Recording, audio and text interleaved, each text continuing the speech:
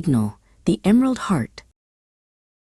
As the massive Ethelgard drifted toward the emerald green world of Oasis Prime, a new sound cut through the hum of the bridge. It was a rhythmic, clicking broadcast, pulsing in sync with the copper sphere in Jabari's pocket. Jabari leaned into the holographic monitors, his brow furrowed behind his glasses. The signal wasn't just data, it was a voice from the past, repeating a set of planetary coordinates over and over. Alara worked quickly to filter the layers of ancient static. "It's an automated greeting from a place called Station Zero," she explained, her fingers flying across the touch panels. However, her expression shifted from excitement to concern. The signal was spiked with massive energy surges that made the bridge lights flicker. "The planet's automated defense system is still active, Jabari. If we try to land this colony ship, those surges will tear it apart." They couldn't risk the lives of the thousands of sleeping colonists on the Ethelgard. Jabari and Alara hurried back to their own ship, the Stellar Finch. Jabari clutched the copper compass tight against his chest. "If we can reach Station Zero on the surface, I can use the compass to shut down the defense grid," Jabari said. Alara nodded, her hand already on the ignition lever. "Then let's go before the storms get worse." The Stellar Finch screamed as it hit the upper atmosphere of Oasis Prime. Outside, the sky was a bruised purple, lashed by ribbons of golden lightning. Alara fought the flight yoke as the ship bucked like a wild animal. She was a silhouette of pure focus against the flashing red warning lights of the cockpit, her eyes locked on the landing site hidden beneath the swirling clouds.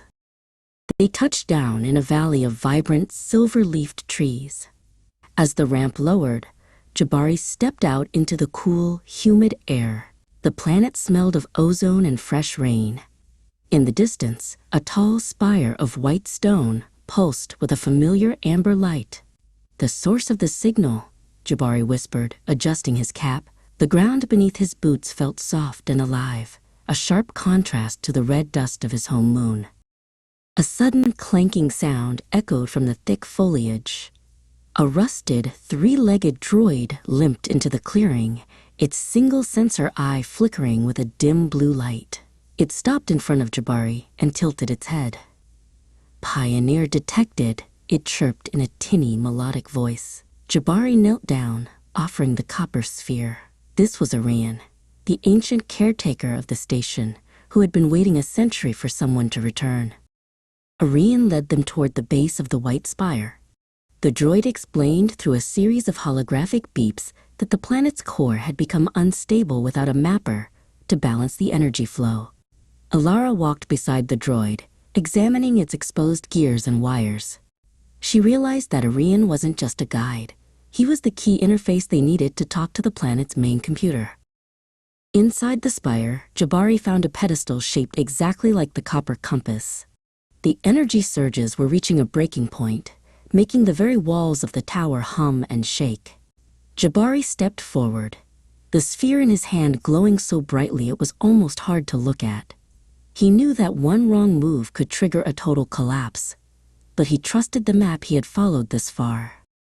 As the sphere clicked into the pedestal, a wave of gentle golden light washed over the entire valley.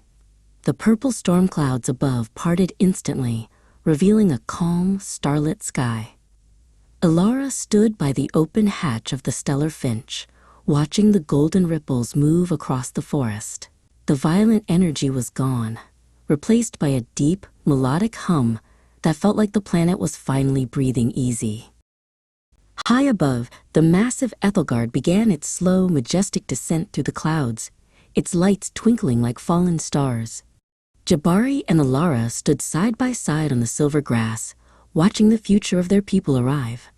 Jabari adjusted his cap and smiled at his friend. The mystery of the signal was solved. It wasn't a warning, but a heartbeat, waiting for a star mapper to bring it back to life.